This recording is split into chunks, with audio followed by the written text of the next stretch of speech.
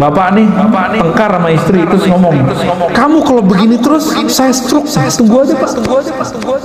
Nah, gimana biar supaya nggak stroke, nggak jadi? Bapak bayar dengan puasa atau sedekah, kafarah namanya. Bayar sedekah. Yang baik. Ya Allah ampuni saya lisanku berkata tidak benar. Ya. Kamu kalau begini kita cerai nih, nunggu waktu cerai aja pak. Ya. Tinggal nunggu waktu cerai. Jangan ngomong begitu. Marah ke anak. Kamu nih bodoh amat, bodoh beneran. Diem aja kalau kita kesel ngajarin anak. Kan ini sekarang zaman anak-anak sekolah di rumah ya, kesel aja, tapi jangan bilang anak bodoh, anak bandel, jangan ngomong gitu. Itu bala bencana tuh. Kalau pernah lakukan istighfar, dipegang kepala anak kita.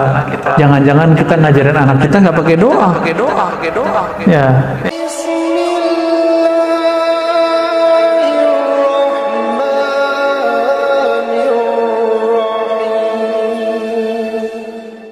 Assalamualaikum warahmatullahi wabarakatuh. Alhamdulillahilladzi amarna bil imani wat taqwa wa amarna bi an naqul qawlan sadida. Wa sallallahu ala nabiyyina Muhammadin alladzi qala Man kana yu'minu billah wal yawmil akhir falyakul khairan aw liyasmut. Amma ba'du. Allahumma salli wa sallim wa barik ala nabiyyina Muhammad al-fatih lima ughliqa wal khatim lima sabaq nasiril haqqi bil haqqi wal hadi ila siratal mustaqim wa alihi haqqa qadrihi wa miqdarihi al-azim. Amma ba'du. Bapak, saudara, sahabat jamaah subuh yang diberkahi Allah, banyak hari ini orang tidak hanya kena virus badan, tapi banyak yang kena virus pikiran. Mulai dari takut kena virus, takut miskin, takut kena, takut ini dan segala macam ya. Semoga rasa takut itu tetap ada di dalam diri kita, tapi kita bisa kendalikan. Jangan kemudian membuat kita putus asa kepada Allah Subhanahu wa ta'ala. Banyak hari ini orang berkomentar untuk hal-hal yang dia tidak mengerti, cuma karena seliweran di grup-grup yang ada di WA-nya, lalu dia kemudian menjadikan itu bahan ceramahnya, bahan diskusinya, bahkan di repost ulang, di share ulang. Pagi ini, pagi yang berkah ini, Imam Muhammad ibn Abi Bakar ibn Abdul Qadir Syamsuddin Ar-Razi yang wafat tahun 660 Hijriah, beliau mengajarkan kita sunai as-sumt, yang berarti diam. Bagaimana caranya diam? Diamnya orang yang tidak ahli ya tidak berkomentar. Hari ini kiai ngomongin corona ya lucu Pak. Sebagaimana dokter ngata-ngatain doa, sampai ada yang ngomong vaksin lebih baik daripada yasin. Nah ini nggak benar. Sebagaimana ada kiai yang menghantam vaksin dengan mengatakan mending kita baca yasin, juga sama-sama nggak benar. Ini sudah melanggar ilmunya dan dia tidak diam dalam kebodohannya. Dia berbicara dengan kebodohan. Maka dalam Al-Quran surat Al-Ahzab ayat 70, Allah Rabbuna Tabaraka wa Ta'ala berfirman, Ya ayyuhallazina amanu taqullah, wahai orang beriman, hati-hatilah terhadap Allah. Saya menerjemahkan takwa begitu, hati-hati. Hati-hatilah kepada Allah, itu takwa. Wa qulu qawlan sadida, dan katakanlah kata-kata yang sadid, bukan syadid ya, sadid. Sadid pakai sin artinya tepat. Kata-kata yang tepat. Kalau nggak tepat, uskut, diem aja, jangan komentar. Di zaman serba modern ini kita bisa komentar lewat sosial media, benernya lewat Facebook. Tuh ketahuan tuh umurnya Pak. Kalau Facebook tuh biasanya 30, 40, 50 tahun. Kalau yang anak-anak muda 20-an ya. Terada lagi kayak yang anak-anak lebih remaja, apalagi nama sosial medianya. Macam-macam. Ustaz Harun antum berapa, Ustaz? Udah tua ya.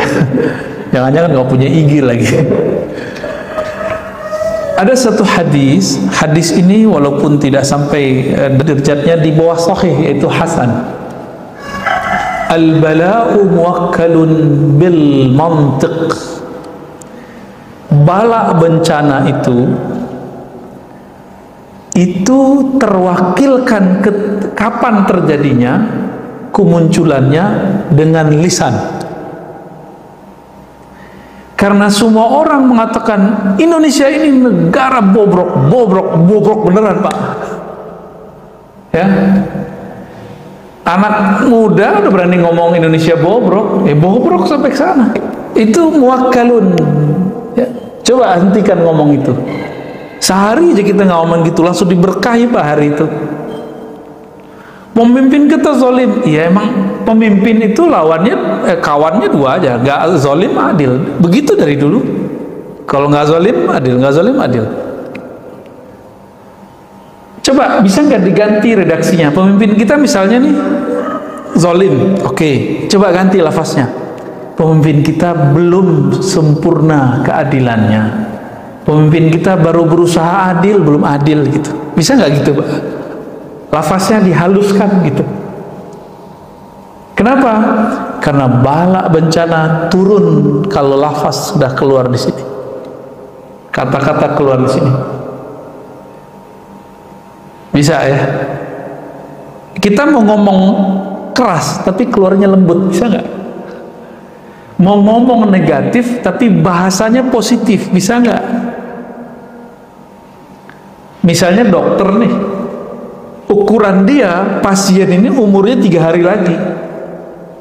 Emang dia ngomong ke ahli warisnya gimana, keluarganya? Dah, kamu diam aja, ntar 3 hari lagi paling. Emang begitu? 3 hari lagi mati? Apa begitu? Gimana? Bahasa yang bagus gimana? Doain bapak ya. Ya, semoga diberikan yang terbaik. Itu aja Pak, itu lebih baik. Maka dalam hadis Nabi, ketika ada orang sakit keras, itu ada yang, ya Allah mati aja, saya mati aja gitu. Dalam hadis itu kejadian Pak. Ternyata karakter itu sampai hari ini kita lihat, Masya Allah, kawan saya yang alumni Corona Delta itu cerita ya.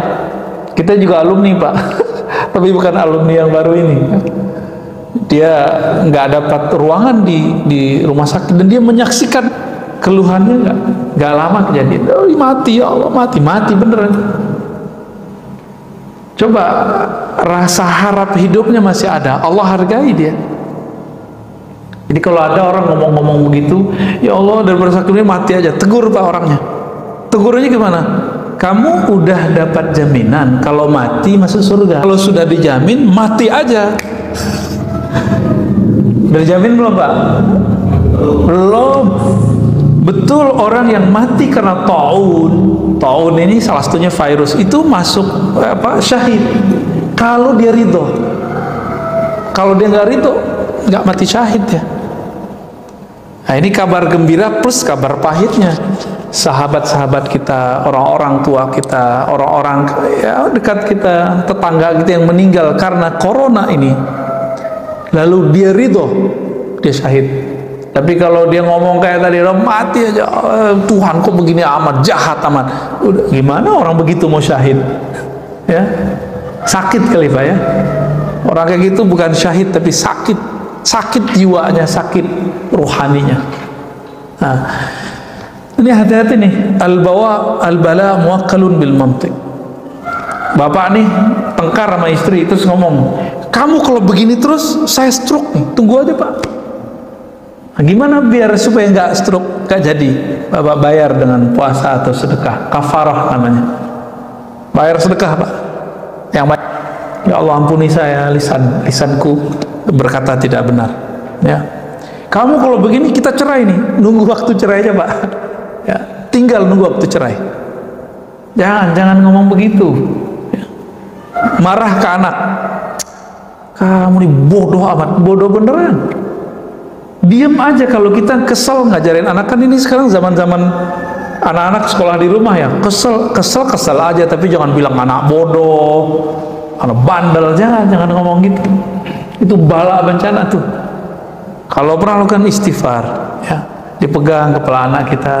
Jangan-jangan kita ngajarin anak kita nggak pakai doa.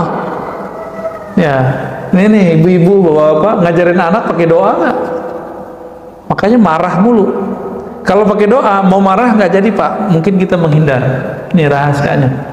Baca Fatihah dulu, biar gak marah-marah mulu. Ya. Wa qala an-nabiy sallallahu alaihi wasallam inna aktsara khayataya ibni adam fi lisanih. Tabrani dan Imam Al-Baihaqi, maknanya sahih ya, kualitasnya hasan li ghairi. Kebanyakan dosa manusia itu ada di lisannya, benar ya? Maka saya ini pak, dosa saya lebih banyak dari bapak, dari jamaah lebih banyak dosa saya. Kenapa? Saya ngomong terus pak. Itu sebabnya sebelum saya memulai, saya diam dulu, meminta pertolongan kepada Allah. Ya Allah, tolong bimbing lisanku, tolong bimbing kata-kataku, supaya tidak berkata di luar. Itu maksudnya pak. Kalau keceplosan, biasanya kita cepat ditarik oleh Allah. Satu kali saya pernah berkalam, menurut saya kalam saya benar, tapi itu pahit didengar oleh sekelompok orang. Ya saya minta maaf. Itu karena dibimbing tadi. Kalau nggak dibimbing nggak ada minta maaf. Walaupun kita merasa benar. Jadi kita kalau debat merasa benar, minta maaf aja. Siapa tahu kita menyakiti orang. Ya, memang ada di sini yang nggak pernah nyakitin orang. Apalagi saya kajian ada 3 macam kajian saya pak. Kajian ilmu tauhid itu saya nyerang orang. Tauhid ahlus sunnah kita diserang orang, ya saya serang balik dong, mempertahankan diri, mempertahankan akidah kita, manhaj kita. Boleh nggak kita dibilang sesat sama mereka? Boleh nggak kita balas? Ya boleh. Tapi ketika saya membalas, ada juga yang tersinggung. Ya wajar dong, dia menyinggung kita, kita balas menyinggung. Tapi saya bukan berniat menyinggung, saya berniat menyentuh. Cuma beberapa memahaminya saya keras. Enggak, saya enggak bermaksud begitu. Kita enggak menyimpan kebencian apapun dalam diri kita, karena cukuplah sebagai sumber yang kalau Allah pandang Allah benci ngelihatnya. Ngapain kita menyebar kebencian lagi? Ya, kritik masa nggak boleh? Emang kalau orang kritik kita berarti dia benci atau sayang, Pak? Bapak kalau dikritik orang, itu artinya orang itu benci sama kita apa sayang sama kita? Jangan-jangan sayang sama kita. Kita yang salah paham. Ya. Nah, kebanyakan orang, nah ini dosa, makanya dosa paling banyak nanti ada di para khutbah, para orator, termasuk saya ini, Pak. Apa buktinya? Coba lihat hari ini di YouTube, di sosial media, di TV, orang perang opini dengan lisan, benar ya? Benar ya? Semuanya, orang ngomong vaksin aja asal asbun bunyi, yang penting bunyi. Orang mengira keren itu bunyi, enggak. Keren, haibah, wibawa itu kadang-kadang nggak mesti orang berbicara. Ya, tapi karena saya lagi di daulat berbicara, ya saya berbicara, Pak ya.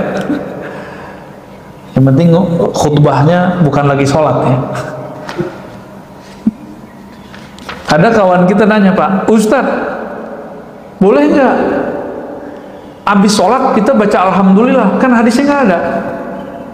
Boleh nggak Ustadz, habis sholat kita buka handphone, habis assalamualaikum? Ya boleh, yang penting assalamualaikumnya udah dibaca. Nggak apa-apa kan? Ya nggak apa-apa. Yang penting baca dulu assalamualaikum baru ngomong apa aja, guling-guling juga boleh. Ya. Wa qala sallallahu alaihi wasallam. Ya. Berkata baginda Nabi Muhammad sallallahu alaihi wasallam, hadis ini riwayat Tabrani, man kasura kalamuhu kasura saqatuh. Yang banyak ngomongnya, hati-hati, banyak sakotnya. Sakot itu kalam yang menjatuhkannya. Wa man kathura saqatuhu kathurat dzunubuh. Siapa yang banyak jatuhnya, salahnya, akan banyak juga dosa yang mengiringinya. Dzunub itu bahasa Arab artinya sesuatu yang akan berakibat di belakang hari. Itu. Wa man kathurat dzunubuhu kanat an-naru aula bih. Kalau sudah banyak dosa, Ya neraka yang dikejarnya. Ini bukan panitia neraka, Pak. Nabi lagi ngingetin kita, hati-hati sama lisan. Lisan ini ujungnya surga atau ujungnya neraka, dua aja. Ya. Tapi sekarang orang hobi meneraka-nerakakan orang lain. Yang paling lucu itu, Pak, kajian antum yang di sini, tapi kajian saya itu dipotong, terus ada yang komen. Komen itu disampaikan ke saya. Komennya lucu, gimana komennya? Ini yang paling lucu bagi saya mau ketawa kalau dia komen begini. Saya bersaksi nanti di akhirat bahwa si orang ini, orang jahil ini, pembawa fitnah ini, dia telah bawa kedustaan. Kira-kira gitu maknanya. Dia lupa, nggak baca ayat. Kalau di Quran disebutkan setiap orang nanti dia nggak akan sempat, Pak, bersaksi. Nggak akan sempat, ya. Yang ada Bapak ketemu saya nih paling menghindar. Bapak ketemu saya pun menghindar. Kan Bapak ngira saya ini ustadz. Ustadz kan seharusnya nggak banyak dosa, tapi kan saya banyak dosa, Pak. Dosa akal, dosa batin, banyak dosa saya. Ketika Bapak nanti mencari, jadi kan nanti orang-orang di akhirat tuh nyari backup, nyari syafaat. Karena nggak ketemu Rasulullah, cari guru. Bapak nanti nyari-nyari guru ntar. Gurunya lagi kesusahan. Semua orang nanti nyari Nabi Adam. Nabi Adam bilang dari surga. Kata Nabi Adam, cari Nuh. Nuh juga bilang begitu. Nuh mengatakan, dulu umatku aku doakan hancur. Datang ke Ibrahim. Ibrahim mengatakan, saya pernah bohong 2 kali. Bohongnya itu benar lah, Pak, Nabi Ibrahim. Itu beliau merasa nggak bisa memberi syafaat orang.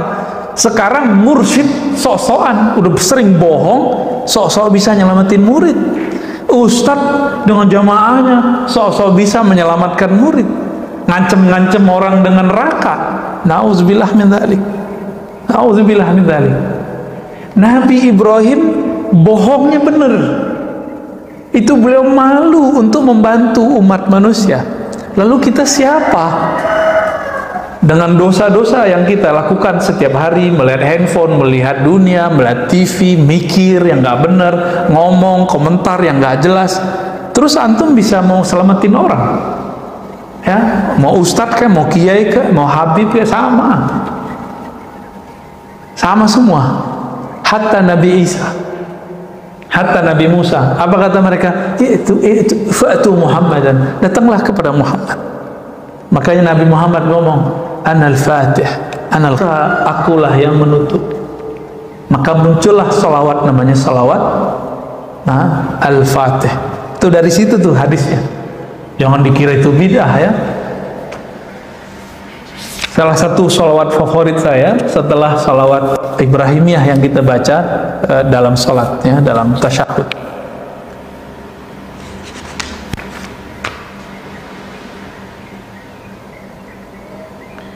Dalam hadis Imam Abu Ya'la Al-Baihaqi, maknanya sebenarnya ada semakna dengan ini di riwayat Tirmizi, tapi di Tirmizi lafaznya nggak begini. Apa lafaznya? Kalau liwat Abu Ya'la dan Baihaqi, laisa syai'un ashadda minal jasadi illa wa huwa yashku hiddatal lisan. Tidaklah ada keluhan jasad. Jadi jasadnya mengeluh tiap pagi, tiap hari dia mengeluh, melapor kepada Allah. Ya Allah, kenapa dengan badan? Apa yang dikeluhkan? Tajamnya lisan ini, nyakitin, nyelekit. Benar, Pak, ya? Maaf kalau saya nyelekit, Pak, ya. Maaf kalau saya ini menyinggung, Pak. Saya tidak maksud menyinggung, saya maksudnya menyentuh. Kalau tersinggung, mohon diganti lafaznya. Saya ingin menyentuh hati saya sendiri dan hati kita semua, ya. Dan saya minta ampun kepada Allah kalau saya pernah menyinggung Bapak Saudara semua. Kenapa? Tubuh kita akan protes, Pak, kepada kolbu, kepada semuanya. Apa katanya? Wahai lisan, tolong kamu jaga. Dalam hadis Imam Tirmizi itu tubuh, tangan ngomong, punggung ngomong, badan ngomong, semua ngomong. Wahai lisan, kami ini jaminannya adalah engkau. Tolong jaga kalam engkau. Itu kalau di hadis Imam Tirmizi, ya. Maka hadis yang sering kita dengar ini pedes sekali, Rasulullah ngomong, man kana yu'minu billah wal yawmil akhir falyakul khairan aw liyasmut. Hadis sahih, ya. di Sahih Bukhari. Kalau kamu memang percaya kepada Allah, beriman kepada Allah, percaya kepada hari akhirat, maka katakan yang baik atau diam. Ini orang nih di masa pandemi ini ngamalin hadis ini aja beres Pak, sebenarnya beres ngurus negara. Tapi politisi kan nggak mau, dia ingin menari, ingin meraup suara. Ketika lagi kacau begini dia menarik, ya, ingin komentar. Belum lagi buzzer ya, buzzer kita bingung nih, buzzer siapa nih, buzzer A apa buzzer B, sampai kita bingung Pak. Cuma saya alhamdulillah belajar juga fikih jurnalis. Nah, itu kita tahu tuh ya model-modelnya, dia arahnya kemana, tujuannya kemana. Jadi kalau ada buzzer-buzzer yang nggak saya tertarik, saya skip aja Pak, karena ujungnya sudah jelas ya. Baik. Rahimallahu imra'an sakata fasalima wa qala khairan faghanima. Ya. Ada suatu ungkapan dalam riwayat Dailami, rahmat Allah semoga tercurahkan kepada seseorang yang diam sehingga dia selamat, atau dia berkata yang baik sehingga dia mendapatkan manfaat ya. Man samata naja wa man najatu qala ihfaz alayka lisanak wabki ala khati'atik. Nabi SAW bersabda ya, cuma ini riwayatnya semakna dengan ada di riwayat Imam Tirmizi, siapa yang diam pasti selamat. Apa itu keselamatan wahai Rasulullah? Rasulullah mengatakan ihfaz alaika lisanak, jagalah lisanmu dan tangisilah kesalahanmu ya. Menangis itu karena tersentuh atau tersinggung, mirip-mirip ya. Kita tersinggung nangis juga, tersentuh nangis juga. Ini maksudnya sentuhlah hatimu sehingga dia menangisi kesalahan masa lalunya. Itu dia. Maka Imam Abu Bakar Ar-Razi mengatakan as-sumtu salamatun wa huwa al-aslu wan nutqu aridun. Ini perkataan ulama ahli hakikat. Diam itu adalah asal keselamatan, berbicara itu adalah awal dari kebinasaan. Maka hati-hati ketika berbicara. Kalau sekarang orang nyebutnya apa? Jejak apa namanya?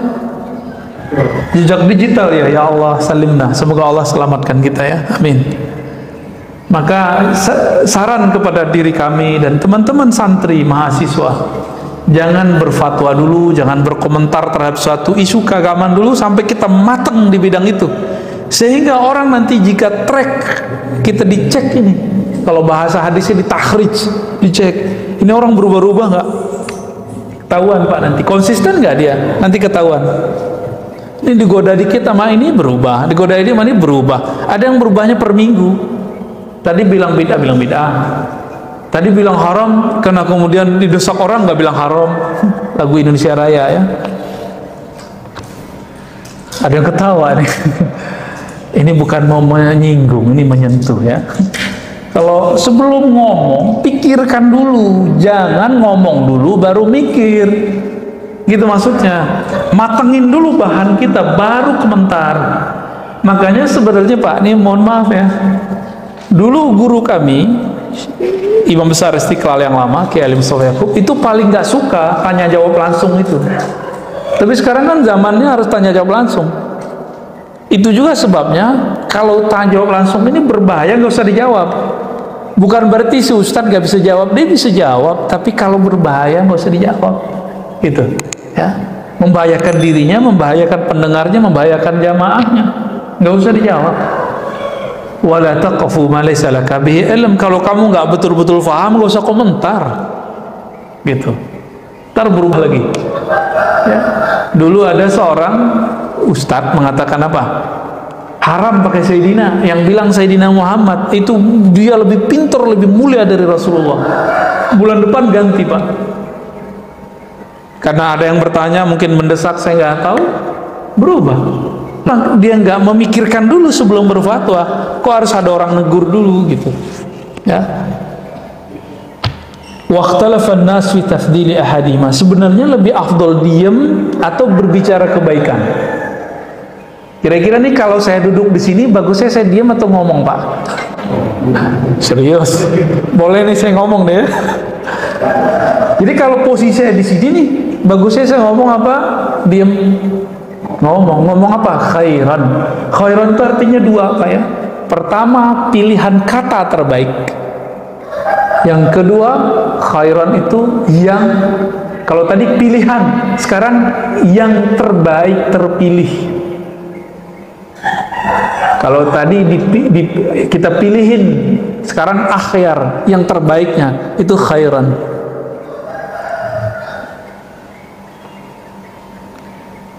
Wal asah anna kulla wahid minhum al-afdal min al-akhar fi ba'd al-mawadi' lakin al-muwaffaq man ya'rif mawdi' al-sumti wa mawdi' al-nutq ya.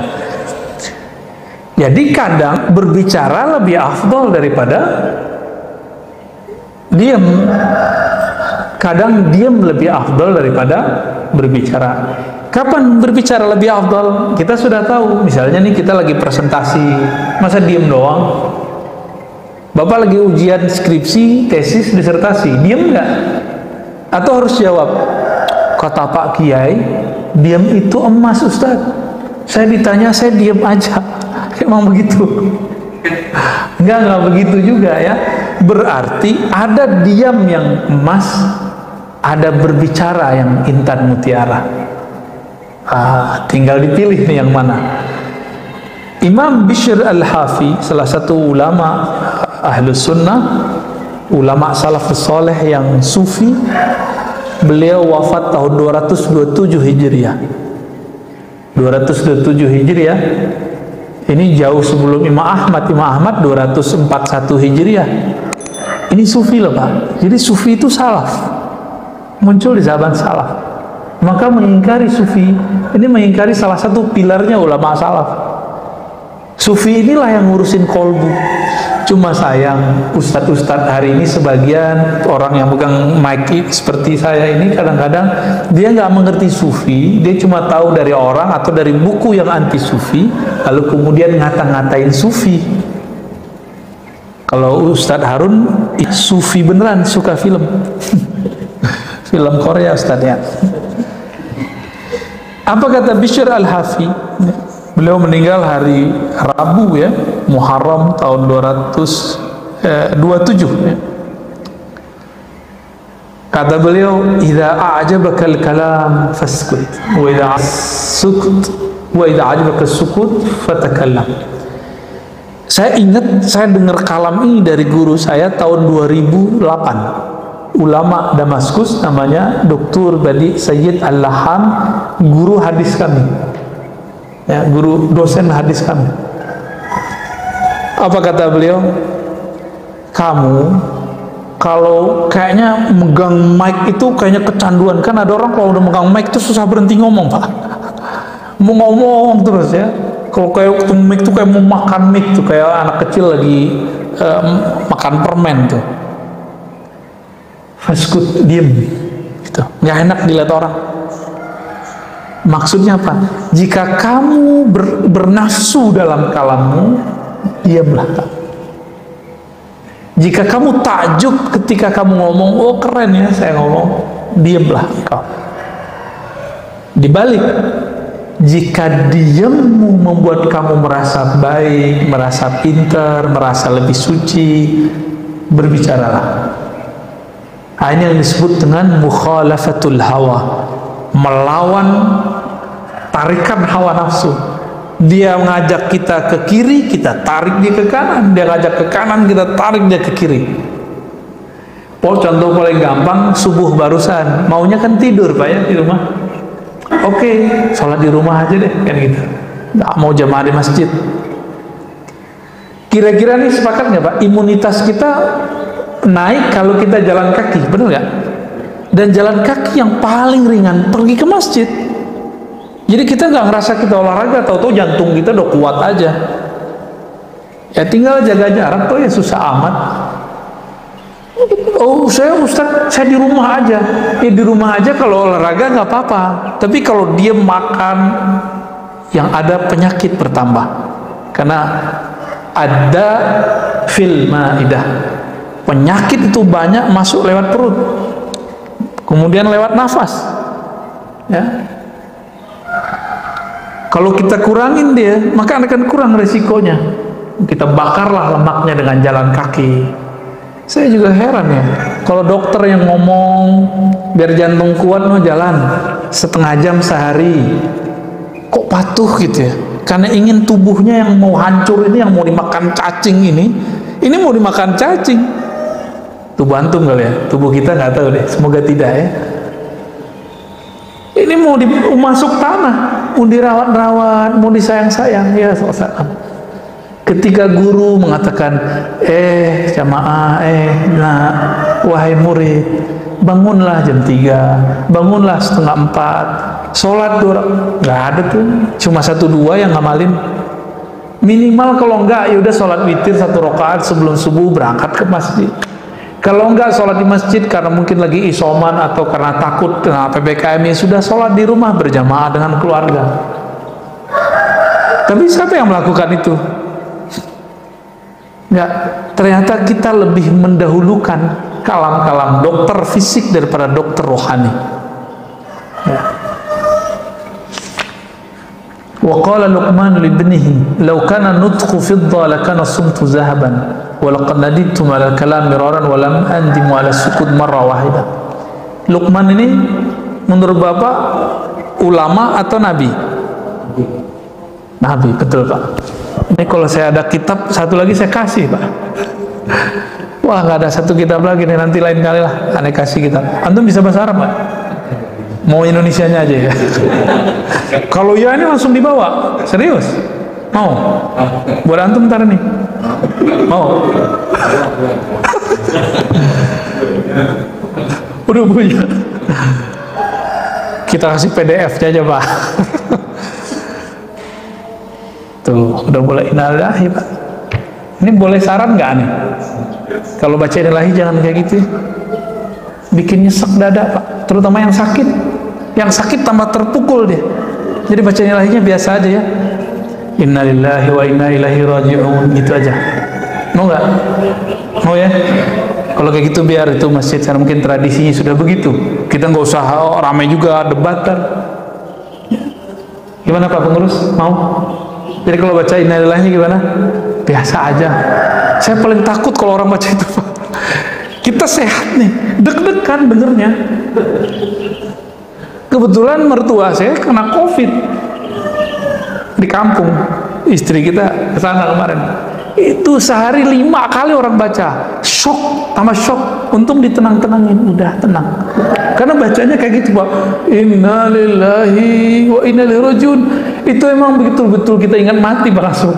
Ya kita terima kasih ya, syukron. Cuma jangan banyak-banyak. Obat itu kebanyakan jadi racun. Itu kan obat supaya kita ingat mati. Dia sudah sakit. Di mana-mana orang sekarang banyak yang kena corona. Dia lagi terpuruk ngos-ngosan dengerin begini mati aja. Nggak sembuh-sembuh nanti. Tuh, kayak gitu diulang 2 kali kan? Itu masih mending Pak. Di tempat saya itu 15 menit 1 orang. Disebutin keluarganya. Waduh, Masya Allah ya. Mending kalau meninggal 1, meninggal 5. Bisa 5 jam nih ngomong. Tapi begitu tradisi. Saya nggak akan mengingkari juga tradisi mereka. Tapi kalau masjid ini masjid orang-orang yang teredukasi dengan baik, ayo perbaiki ya. Kemarin-kemarin gimana? Begitu nggak? Nggak ya? Kalau perlu nggak usah diumumin. Zaman-zaman COVID mah nggak usah diumumin kalau perlu. Cukup lewat WA aja. Karena itu menyesakkan sekali untuk orang-orang yang sakit. Kalau bagi kita sih kabar penting, tapi kalau bagi orang-orang yang sedang sakit ini betul-betul menyesakkan dada bagi mereka. Ini bagian dari diem nih ya. Mohon maaf ya bapak-bapak yang sering baca. Luqman sebenarnya beliau seorang nabi. Jadi gini rumusnya, di zaman sebelum Nabi Muhammad siapapun yang diberi ma'rifatullah pasti nabi.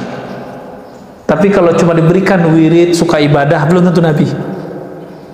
Sama sekarang, kalau ada orang diberikan ilmu mengenal Allah di kolbunya, pasti wali. Kalau dia cuma rajin ibadah, belum tentu wali. Orang soleh aja. Tapi orang soleh kan bisa tergelincir lebih parah. Ada seorang soleh, alim, tapi tidak bermakrifat. didatangi oleh orang yang suka membunuh, yang dia bunuh udah 99. Masih ingat kisahnya? Apa kata dia? Ente kebunuh 99 orang. Nggak ada. Dia putus rahmat Allah, padahal Allah tidak pernah memutus rahmatnya. Orang ini terkaget, Pak, kalau masuk neraka, yang dia kata-katain masuk neraka, masuk surga. Yang bunuh dia siapa nih? Si Algojo ini. Siapa antara yang masuk surga? Yang bunuh dia, karena dia ada harapan pengen kembali. Maka kepada diri kita, diri saya yang bermaksiat, diri kita yang bermaksiat, jangan putus asa. Jangan putus asa kepada Allah Subhanahu wa ta'ala. Kata Sayyidina Luqman kepada anaknya, laukana nutku, seandainya dia ngomong itu koin perak ya, lakana sumtu zahaban, maka diam itu adalah koin emas. Walaqad nadimtu 'alal kalam miraran walam andimu 'ala sukuti marratan wahidah. Nadima yandalan andam 'ala sukuti marratan wahidah. Aku sering menyesali kalamku berkali-kali, ngomong sekali nyeselnya berkali-kali. Pernah nggak? Kok saya ngomong gitu ya? Pernah nggak? Dan orang yang banyak ngomong bukan pada tempatnya, dia akan ngomong gini, aduh gimana? Nah, dulu awal-awal saya khutbah, Pak, awal-awal saya ceramah, kadang-kadang yang belum pantas kita bicarakan, itu selesai khutbah atau ceramah, itu kepikiran dulu, ya Allah, kenapa saya ngomong begitu? Ternyata kita lupa rumus-rumusnya. Sebelum ceramah, minta perlindungan dulu kepada Allah, minta bimbingan Allah Subhanahu wa ta'ala. Koneksikan hati kita dengan kecintaan kepada Rasulullah, kepada ulama-ulama waliullah, baru kemudian kita ngomong. Semoga dalam bimbingan Allah Subhanahu wa ta'ala. Dan aku tidak pernah menyesal dari diamku, ini kata beliau, ya. Wa'alam anna sumta ala nawain. Diam itu ada dua macam. Diamnya orang awam, diamnya khawas, para wali. Orang awam diamnya cukup dari ghibah, menggibahi orang, wal kizb, dan bohong, ngomongin orang, mau dia kiai, ulama, mau pemimpin. Kalau kita nggak bisa ngomong yang proporsional, itu ghibah namanya. Ghibah, baik lewat sosial media ataupun langsung. Jadi kalau kita dengar berita, nggak bisa komentar baik, diem aja. Ini kalau ini diamalin aja, Pak, ini beres kan negara kita. Cuma karena semua orang ngomong, di rumah kita aja pasti ada yang suka komentar terhadap semua apa yang terjadi di negara ini, baik dari kejadian pergerakan partai, kebijakan pemerintah, rakyat ini, opini ini, pasti banyak yang komentar, padahal dia nggak ngerti apa yang dikomentari, ya. Waqala Abu Ali Ad-Daqqaq, ya. Lanjut. Yang kedua, diamnya wali. Apa diamnya wali? Imsaku sultan lisanil haibah. Menahan lisan di saat dikuasai oleh perasaan hebat, kagum. Ini kalau orang rapat atau pada rapat RT-nya ramai, Pak. Jadi di saat ngomong itu kayak kita pengen dihargai orang, ya. Bapak rapat masjid nih, kita kalau ngomong tuh kayak pengen didengerin. Itulah sebabnya kita marah kalau kita ngomong orang nggak dengerin, bener. Kecuali Bapak ini guru ngaji, ya, murid-murid kita ajarin, dia berisik, boleh kita marah. Orang nggak senang ngomongin kita, lalu dia ngomong lagi, nggak apa-apa, biarin aja. Berarti ada nggak benar dari alam kita, ya. Wadzalika sumtu huwa min adabil hadrah, ya. Nah, kenapa? Karena rasa kehadiran di hadapan Allah, Rasulullah itu ada pada dekat apa itu jauh, Pak? Dekat, benar dekat. Serius, udah rasa belum? Kalau Allah dekat, kita kalau dekat dengan orang yang kita hormati, berani nggak ngomong sembarangan? Hei, orang yang suka komentar macam-macam. Kalau kita merasa dekat kepada Allah, Allah itu dekat kepada kita, berani nggak komentar sembarangan? Malu kepada Allah Subhanahu wa ta'ala, ya. Ini ilustrasi Pak ya. Di UIN itu, saya kan kuliah di UIN dulu. Yang saya takuti kalau sama satu orang Pak, yang betul-betul kalau ngomong itu saya nggak susah untuk memotongnya dan menjawabnya pun super hati-hati. Itu Profesor Dr. Aziumadi Azra, guru kita. Kalau beliau ngomong atau nanya, itu jantung saya berdebar tuh dulu waktu masih kuliah. Waktu kuliah S3 sama beliau, itu jantung saya berdebar. Makanya waktu disertasi, saya minta pembimbingnya beliau, biar gak diuji sama beliau ntar. Ya. Itu sebenarnya Pak. Itu kenapa? Dan saya kalau di depan beliau nggak berani ngomong sembarangan dan nggak pernah berbicara tanpa data. Kalau depan beliau harus ada datanya dibaca dengan metodologi dan approach pendekatan yang pas. Kalau enggak, kamu ini cocok logi, nggak relevan, ya, nggak koheren, gitu kata-katanya. Jadi dulu waktu saya mengajukan outline Pak, beliau nggak banyak ngomong. Saya nggak berani lewat sekretarisnya. Saking saya nggak berani ketemu beliau Pak, nggak berani ngomong juga depan beliau. Kasih ke sekretarisnya, outline saya dicoret. Itu banyak outline sampai pendahuluan semua dicoret. Ketika kita baca, itu kayak dia ngomong. Jadi tulisan dia bagi saya udah sama kayak dia ngomong. Ngaco, gitu ya, nggak koheren, lompat-lompat. Langsung kita rombak. Dan saya cuma bimbingan sekali itu. Sampai akhir bab nggak perlu lagi bimbingan. Karena seakan-akan beliau sudah ngomong. Wataknya kan begitu. Nggak boleh ngomong loncat-loncat. Nggak boleh nulis loncat-loncat.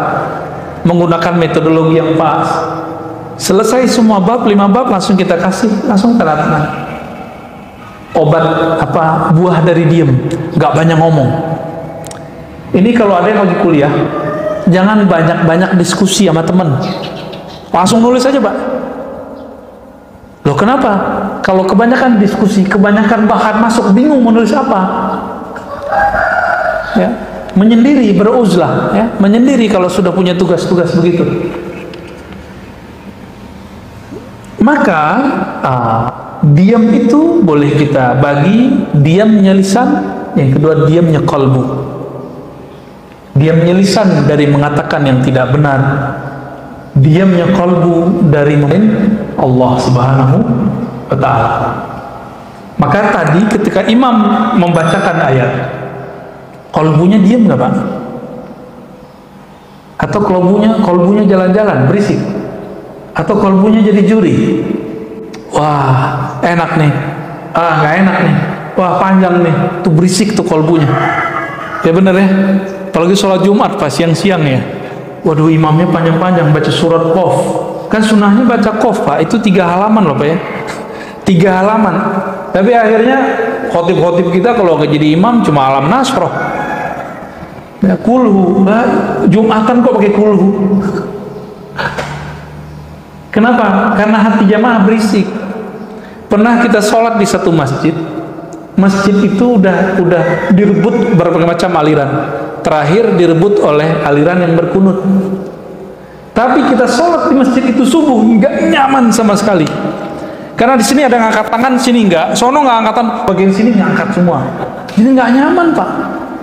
Jadi samping kiri kanan kita ada yang ngangkat dan enggak. Jadi hatinya lagi sholat tuh pecah dan itu terasa auranya nggak nyaman.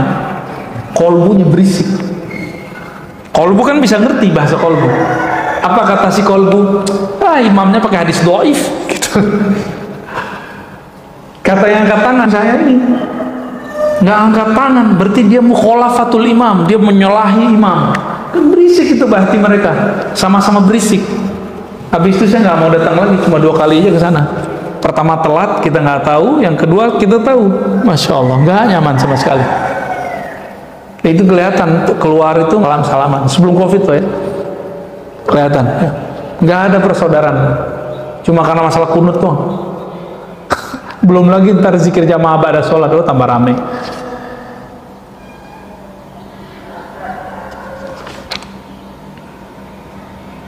Marido Pak, ini bagian terakhir nih. Apa beda tawakal sama ridho? Tawakal itu sumtu qalbihi an talabi rizki. Orang tawakal itu dia ngerti Allah itu ngasih rezekinya, time-nya sudah jelas, maka dia diam, nggak ngeluh. Sumtu qalbihi, diam kolbunya dari menuntut. Ini contoh, Bapak belum diam nih, Ustadz saya udah doa tapi kok belum dikabulkan, berarti kolbunya belum. Kapan ya? Berarti kolbunya berisik gitu. Kedengeran nggak sama telinga kita? Enggak, tapi kalau orang yang punya kolbu tahu. Kok bisa? Bukan ini tahu alam gaib, Pak. Kita kalau ada orang senang sama kita, kelihatan kolbunya terasa. Apalagi Allah kan memandang kolbu. Jika ada kolbu orang mengeluhkan, ya Allah, kapan ya Allah, kapan, itu bagi Allah berisik. Allah tuh nggak suka dengar. Betapa sukanya kita dengan hal yang berisik-berisik yang membuat Allah tidak suka itu. Ya. Jadi udah tawakal belum nih?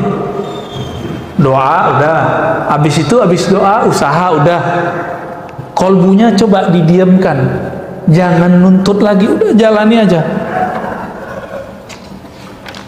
Lalu ridho apa di atasnya? Sumtu qalbihi an harakatil i'tirad. Kolbunya diam, tidak suka mengingkari, mempertanyakan, meragukan janji-janji Allah. Jadi Bapak ini kalau sudah ridho belum sama Allah nih? Nuntut corona selesai atau nuntut Allah ridho kita dalam corona? Pilih mana Pak? Corona selesai Allah nggak ridho, mati. Corona selesai Allah nggak ridho, atau pilih Allah ridho dalam corona ini? Pilih mana Pak? Maunya Ustadz corona habis Allah ridho, nanti Pak Imam Mahdi keluar lama. Kalau sekarang apa tuntutannya? Ridho nggak hidup di zaman Covid? Ridho. Oke, maaf, antum umur berapa? 43. Oke, Covid baru 2 tahun kan?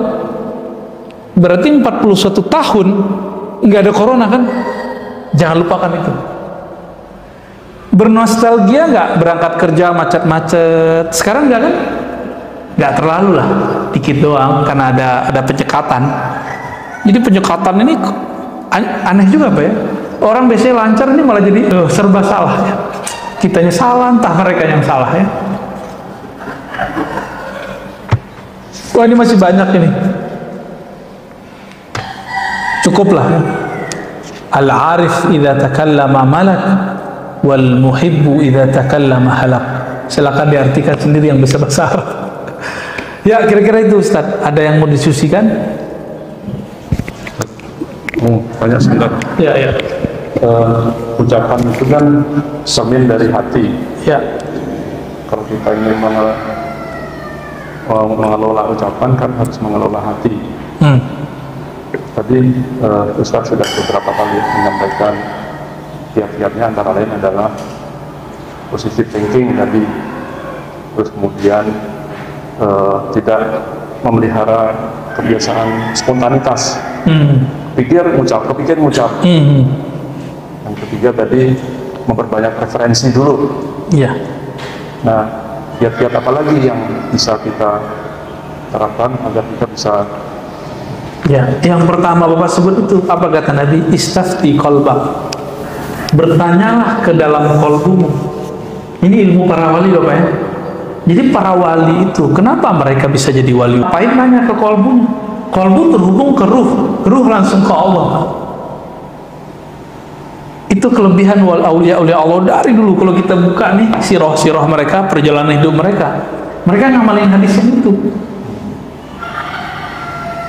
Di dalam diri kita kan ada kata-kata. Kita mau berangkat, tapi hati kita bilang tunggu dulu, tahan. Kita lawan, jalan. Ternyata tabrakan. Pernah ngalamin nggak? Ya saya pernah ngalamin.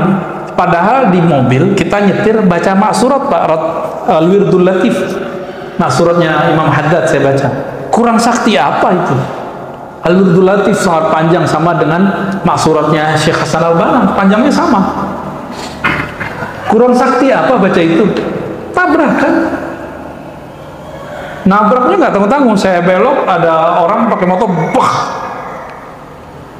Untung dia pakai helm, kepalanya itu langsung, jadi dia tuh guling-guling Pak, kena ke tiang listrik. Masih syukur kepalanya nggak pecah, yang pecah cuma helmnya. Saya masih syukur. Coba kalau kepalanya pecah kan saya masuk penjara. Tapi saya nggak salah juga karena dia nggak punya SIM. Nggak punya SIM, kita mau ke kiri dia, kira-kira gitu. Batin saya udah bilang, tar jangan berangkat dulu, nunggu agak siangan dikit. Tapi kita lawan, pengen cepet-cepetan, pengen buru-buru. Ternyata benar kata Nabi, buru-buru itu dari setan. Benar ya? Alaika bita'anni, hendaklah kamu pelan-pelan, santai. Kenapa? Karena buru-buru dari syaitan. Jadi mulai latih Pak, latih. Dan itu latihannya sholat istikharah. Coba sholat istikharahnya cuma mau nikah doang kan? Kalau nggak nikah lagi nggak istikharah dia. Gimana? Mau nikah lagi? Enggak, istikharah itu bukan ketika kita mau nikah doang. Nabi mengatakan idza hamma ahadukum, jika kamu punya masalah, keinginan, cita-cita, project, maka wudhulah yang bagus, lalu sholat 2 rakaat, baca doa istikharah. Itu doa ngomong ke hati kita hadapkan kepada Allah. Canggih itu. Orang kalau biasa doa istikharah, dia akan terbiasa berdialog dengan jiwanya. Itu melewati meditasi Pak. Lewat meditasi itu cuma mengosongkan diri. Ini langsung berbicara dengan sumber keheningan itu. Orang meditasi kan mencari keheningan. Ini udah langsung sumber yang memberikan hening itu siapa? Kan Allah. Selesai di tangan Allah itu sudah.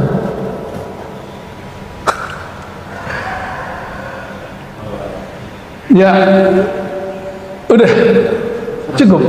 Waduh, antum mau nambah?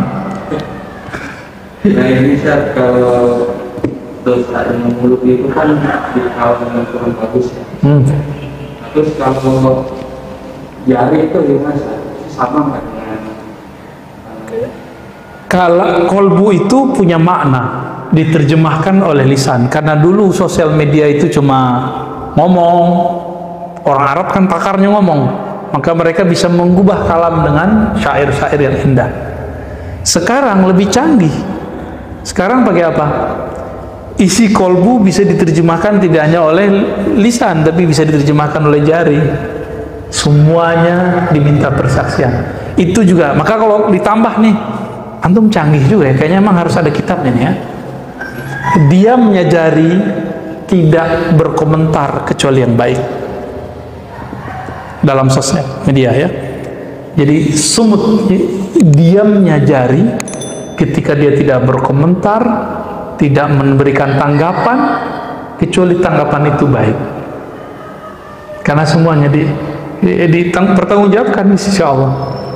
Itu berbicara juga tuh. Canggih emang sekarang ya. Kalau Nabi Musa hidup tuh, Nabi Musa juga bingung. Ini kalian bisa ngomong jarak jauh ya? Bisa jarak jauh kita ngomong, bisa komentar jarak jauh kita. Makanya Nabi Musa pengen jadi umat akhir zaman. Kita nggak pernah minta kan? Pernah minta nggak dulu? Nggak inget ya? Sebenarnya kita pernah minta, tapi di alam lain. Ya, ada Ustaz Harun. Ya, dibacain, silakan.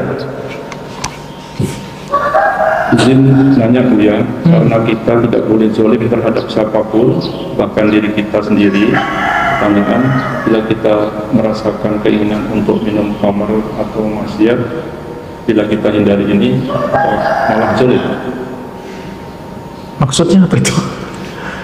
Kita nggak mau zalimin orang, terus? Ya, izin nanya Buya, karena kita tidak boleh zalim terhadap siapapun, bahkan diri kita sendiri. Pertanyaan, bila kita merasakan keinginan untuk minum khamr atau maksiat, bila kita hindari ini, malah zalim. Ya, nanyanya polos banget ya. Ya, bagus. Jadi ada konsep sebagian orang, zalim itu tidak mengikuti keinginan, bukan. Zolim itu lawan dari keadilan. Keadilan itu menempatkan sesuatu sesuai tempatnya, fitrahnya. Kita difitrahkan nggak maksiat? Difitrahkan nggak? Diperintahkan nggak untuk minum khamar? Maka di saat ada keinginan itu kita nggak penuhi, emang kemudian jadi zolim? Enggak, justru kalau kita ikuti itulah yang zalim. Ini contoh yang sering saya pakai.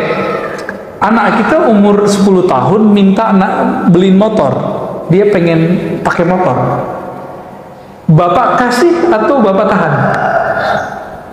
Zolim ketika bapak menahan, duit ada padahal. Itu zolim atau adil? Jadi keadilan itu tidak mesti dengan memberi ke semua keinginan. Keadilan itu kadang bisa dengan menahan satu pemberian. Karena kita sayang kepada anak, nggak kita beliin, Pak. Kecuali bapak pengen matiin anak cepat-cepat, ya beliin aja, gitu, ya kan? Ilustrasinya dapat. Hawa nafsu kita tuh kayak anak kecil, keinginannya banyak. Kalau belum sampai saatnya, jangan dikasih. Kalau khamar kan di sorga doang. Kalau maksiat, ada sesuatu yang dia tidak maksiat jika sudah akad, misalnya makan punya orang haram, tapi kalau sudah beli nggak haram, gitu, ya. Dan lain-lainnya contohnya, ya. Wallahu a'lam. Ada lagi Ustaz? Satu lagi Ustaz katanya.